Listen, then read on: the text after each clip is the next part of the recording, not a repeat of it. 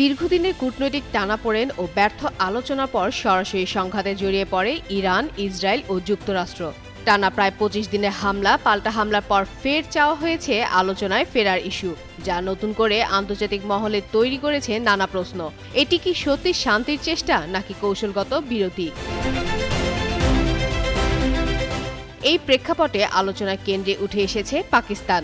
একাধিক আন্তর্জাতিক সূত্র বলছে, পর্দার আড়ালে যোগাযোগের পর এখন সরাসরি আলোচনার প্রস্তুতি চলছে, যার সম্ভাব্য ভেন্যু নির্ধারণ করা হয়েছে ইসলামাবাদ।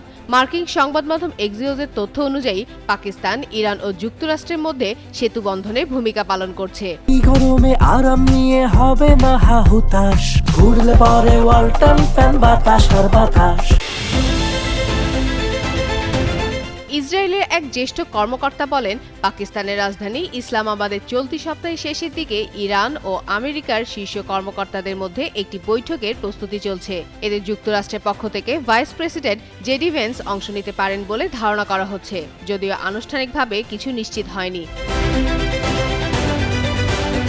তিনি আরও বলেন, ইসরায়েল জানত যে ইরান ও যুক্তরাষ্ট্রের মধ্যে আলোচনা শুরুর লক্ষ্যে বেশ কয়েকটি দেশ মধ্যস্থতা চালিয়ে যাচ্ছে। তবে প্রেসিডেন্ট ট্রাম্পের সম্ভাব্য বক্তব্যে ইসরায়েল বেশ অবাক হয়েছে।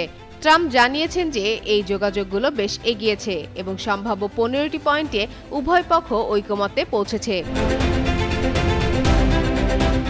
বিশ্লেষণে দেখা যাচ্ছে, এই আলোচনার পিছনে মূলত ৩টি চালিকা শক্তি কাজ করছে। প্রথমত, হরমুজ প্রণালী ঘিরে উত্তেজনা বৈশ্বিক জ্বালানি বাজারকে অস্থিতিশীল করে তুলেছে। দ্বিতীয়ত, সাময়িকভাবে চাপে থাকলেও উভয় পক্ষই নিজেদের অবস্থান পুনর্গঠনের জন্য সময় চাইছে। তৃতীয়ত, পাকিস্তান সহ আঞ্চলিক শক্তিগুলোর মধ্যস্থতা নতুন কূটনৈতিক সমীকরণ তৈরি করছে। তবে বাস্তবতা হলো, তেহরান এখনও সরাসরি আলোচনার বিষয়টি অস্বীকার করছে এবং ইসরায়েল পরিস্থিতিকে সতর্ক দৃষ্টিতে দেখছে। ফলে স্পষ্ট নয় এই উদ্যোগ সত্যি যুদ্ধ থামানোর পথ খুলছে নাকি আরও বড় সংঘাতের আগে একটি হিসাবি বিরতি মাত্র। ফাতেমা ফাতেহ জান, যুগান্তর নিউজ।